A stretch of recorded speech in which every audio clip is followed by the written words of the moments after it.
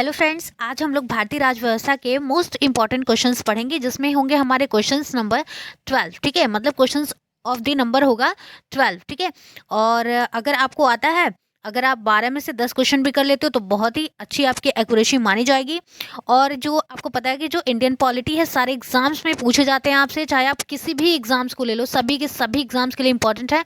तो वीडियो को एंड तक देखिएगा। अगर आप चैनल पे न्यू हैं तो चैनल को सब्सक्राइब जरूर कीजिएगा, वीडियो को लाइक कीजिएगा, कमेंट्स कीजिएगा एंड ज़्यादा से ज़्यादा शेयर कीजिएगा। एंड हाँ, अगर आप वीडियो एंड तक देखते हो, आपको कोई भी प्रॉब्लम आपको नज़र आती है कि हाँ ये चीज़ें गलत हैं, ऐसे नहीं होनी चाहिए, या फिर और इम्प्रूव करना चाहिए, तो आप मुझे इंस्टा पे और टेलीग्राम पे दोनों जगह फॉलो कर सकते हो। ठीक है, और वहाँ पे अपनी बातें लिख सकते हो कि आपको क्या दिक्कत है। और अगर आपको कोई न्यू कोर्सेज चाहते हो, नई चीज़ें पढ़ना चाहते हो, तो बिल्कुल आप कमेंट बॉक्स में बताएं, आपको बिल्कुल उस हिसाब से क्लासेस दी जाएंगी। ठीक है, तो चलिए मैं लिंक जरूर दे दूंगी आपको डिस्क्रिप्शन में, इंस्टा और टेलीग्राम दोनों के, तो आप वहाँ से फॉलो कर लेना। ओके, चलिए तो सबसे पहला क्वेश्चन देख लेते हैं कि भारत की संविधान सभा का प्रथम जो अधिवेशन है वो कब शुरू हुआ था। ठीक है, भारत के संविधान सभा का प्रथम अधिवेशन जो है वो कब शुरू हुआ था। ऑप्शन नंबर ए है 6 दिसंबर 1946, ऑप्शन नंबर बी है 9 दिसंबर 1946, ऑप्शन नंबर सी की बात करते हैं तो 16 दिसंबर 1946, और ऑप्शन नंबर डी की बात करते हैं तो 13 दिसंबर 1946। ठीक है, तो आंसर क्या हो जाएगा हमारा, आंसर नंबर हो जाएगा हमारा बी, 9 दिसंबर 1946। 9 दिसंबर 1946 को हुआ था भारत की संविधान सभा का जो प्रथम अधिवेशन हुआ था। वो कब हुआ था, तो आप कहोगे 9 दिसंबर 1946 को। ओके, चलिए बढ़ेंगे क्वेश्चन नंबर नेक्स्ट की तरफ। Question number next and second है हमारा कि संविधान सभा की प्रथम बैठक की अध्यक्षता किसने की थी। मोस्ट इंपॉर्टेंट क्वेश्चन, एग्जाम में ये सब सारे के सारे क्वेश्चन रिपीटेड हैं, पूछे ही जाते हैं, आपको बहुत ही अच्छे से पता होगा। ठीक है, तो संविधान सभा की प्रथम बैठक की अध्यक्षता किसने किया था। ठीक है, तो ऑप्शन नंबर ए क्या है, Sachchidananda Sinha, option number B doctor Rajendra Prasad, option number C की बात करते हैं तो Chakravarti Rajagopalachari, option number D की बात करते हैं तो जवाहरलाल नेहरू। तो आई होप आप सभी को इसका आंसर पता होगा। आंसर क्या हो जाएगा, डॉक्टर सच्चिदानंद सिन्हा। ठीक है, डॉक्टर सच्चिदानंद सिन्हा। चलिए बढ़ते हैं क्वेश्चन नंबर नेक्स्ट की तरफ। क्वेश्चन नंबर थर्ड है हमारा कि संविधान सभा के चुने हुए स्थायी अध्यक्ष कौन थे। संविधान सभा के चुने हुए, याद रखना पे स्थायी और अस्थायी, तो यहाँ पे बात की जा रही है स्थायी अध्यक्ष कौन थे। Option number A Jawaharlal Nehru, option number B doctor Sachchidananda Sinha, option number C की बात कर लेते हैं डॉक्टर राजेंद्र प्रसाद, और ऑप्शन नंबर डी की बात करते हैं तो चक्रवर्ती राजगोपालचारी। ठीक है, तो आंसर हमारा क्या हो जाएगा, इसका आंसर हो जाएगा doctor Rajendra Prasad, option number सी। ठीक, आपको कमेंट बॉक्स में बताना है कि संविधान सभा के चुने स्थायी, यहाँ पे स्थायी अध्यक्ष पूछा, अस्थायी अध्यक्ष कौन थे। ठीक है, आपको अस्थायी अध्यक्ष का नाम कमेंट बॉक्स में बताना है। चलिए बढ़ते हैं क्वेश्चन नंबर 4 की तरफ। क्वेश्चन नंबर 4 क्या है कि भारतीय संविधान के निर्माण के समय संवैधानिक सलाहकार कौन थे। भारतीय संविधान के निर्माण के समय संवैधानिक सलाहकार कौन थे। मोस्ट इंपॉर्टेंट क्वेश्चन है, ये बहुत बार पूछा जा चुका है। ठीक है, ये एमटीएस में भी पूछा जा चुका है और सीजल में भी आपके क्वेश्चन आ चुके हैं। और अगर आप सुपर टेट की तैयारी करते हो तो उसमें भी बहुत ज़्यादा इंपॉर्टेंट है ये, मतलब टीचिंग एग्जाम्स के लिए भी इंपॉर्टेंट है ये सारे के सारे क्वेश्चन। ठीक है, क्योंकि क्वेश्चन तो हमारे वही रहते हैं। ठीक है, तो चलिए भारतीय संविधान के निर्माण के समय संवैधानिक सलाहकार कौन थे। ऑप्शन नंबर ए है K M Munshi, option number B N Rao, option number C की बात करते हैं तो B N Dhar, option number D की बात करते हैं तो फजल अली। ठीक है, तो हमारा आंसर क्या हो जाएगा, भारतीय संविधान के निर्माण के समय संवैधानिक सलाहकार कौन थे, तो आप कहोगे बी एन राव। ठीक है, आंसर क्या हो जाएगा हमारा, ऑप्शन नंबर हमारा बी सही हो जाएगा, बी एन राव। आपको याद रखना है क्योंकि बहुत बार संवैधानिक सलाहकार एग्जाम में पूछता है हमसे। ठीक है, चलिए बढ़ते हैं क्वेश्चन नंबर नेक्स्ट एंड 5 की तरफ कि संविधान निर्मात्री परिषद की तदर्थ झंडा समिति के अध्यक्ष कौन थे। तदर्थ झंडा समिति के अध्यक्ष कौन थे, मोस्ट इंपॉर्टेंट है ये। आप इस पर जितनी बार इंपॉर्टेंट टिक करना चाहो ना तो आप इसलिए टिक कर लो क्योंकि ये बहुत ही ज़्यादा इंपॉर्टेंट है। ठीक है, तो आप इस पर इंपॉर्टेंट एकदम से टिक कर लो। बहुत बार एग्जाम में आपसे ये पूछा भी जा चुका है कि संविधान निर्मात्री परिषद की तदर्थ झंडा समिति के अध्यक्ष कौन थे। तो आंसर आपका क्या हो जाएगा, ऑप्शन नंबर हमारा हो जाएगा ए डॉक्टर राजेंद्र प्रसाद। ठीक है, क्या हो जाएगा, option number A doctor Rajendra Prasad. बढ़ेंगे इसी के साथ क्वेश्चन नंबर नेक्स्ट की तरफ। क्वेश्चन नंबर 6 है हमारा कि भारतीय संविधान को संविधान सभा द्वारा कब अंगीकृत, मतलब कब उसको अपनाया गया था। ठीक है, भारतीय संविधान को संविधान सभा द्वारा कब अंगीकृत या फिर अपनाया गया था। ऑप्शन नंबर ए हो जाएगा 26 नवंबर 1949 को, ऑप्शन नंबर बी 26 नवंबर 1950 को, ऑप्शन नंबर सी की बात करते हैं तो 26 जनवरी 1949 को, ऑप्शन नंबर डी की बात करते हैं तो 26 जनवरी 1950 को। ठीक है, तो इसका आंसर आपको बताना है, जल्दी से बताइए। भारतीय संविधान को संविधान सभा द्वारा कब अंगीकृत, मतलब कब जो है उसको अपनाया गया था। तो ऑप्शन नंबर कौन सा हो जाएगा हमारा, ऑप्शन नंबर हो जाएगा ए 26 26 नवंबर 1949 को। ओके, चलिए अब इसी के साथ नेक्स्ट बढ़ेंगे। नेक्स्ट क्या है हमारा? नेक्स्ट है 7वां कि चलो मैं आंसर हाइड कर देती हूँ इस वजह से, क्योंकि आपको दिखेगा तो आपका दिमाग चलेगा नहीं ज़्यादा।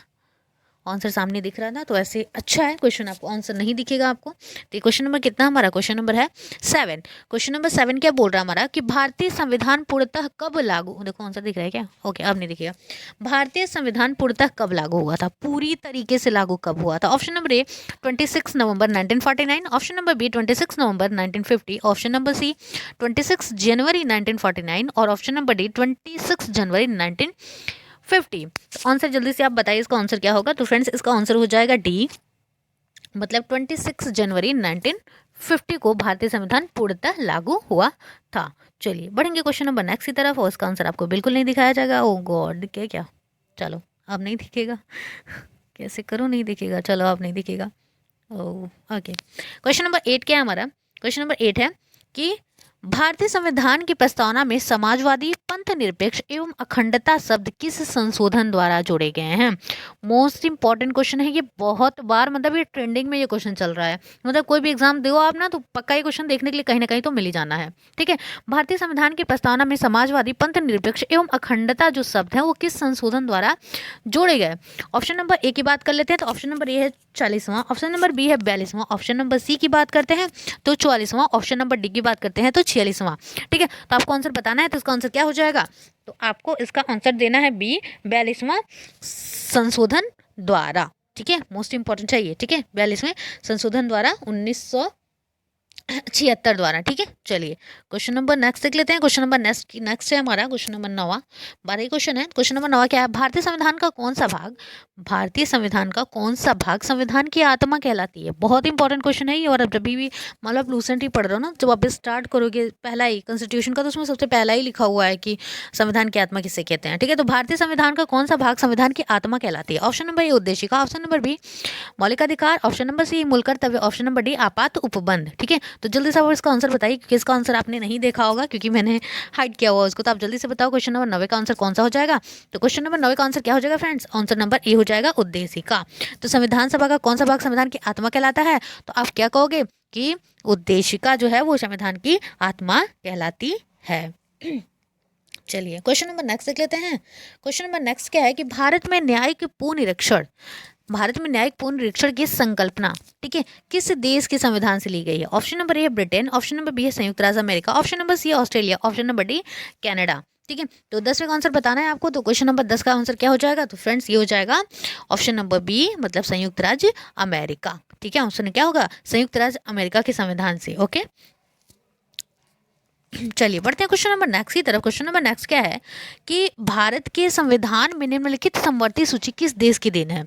चलिए मतलब ये पूछ रहा है कि समवर्ती सूची जो है वो किस देश की देन है? संयुक्त राज्य अमेरिका, कनाडा, ऑस्ट्रेलिया और या फिर ब्रिटेन। ठीक है, तो इसका आंसर की बात कर लेते हैं। इंपॉर्टेंट क्वेश्चन ये सारे के सारे। तो ऑप्शन इसका जो आंसर हो जाएगा ऑप्शन नंबर सी, मतलब ऑस्ट्रेलिया।